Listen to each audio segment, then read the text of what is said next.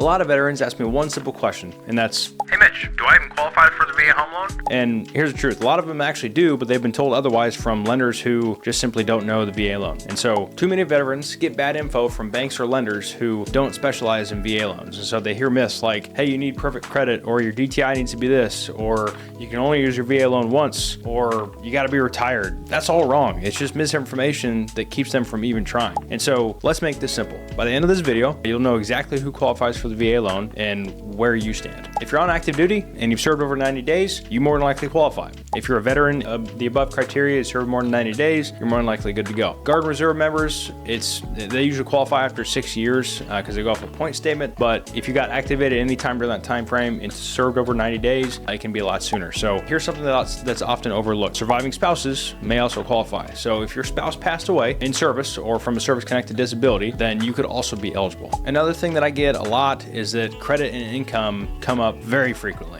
The VA doesn't have a minimum credit score. Lenders do.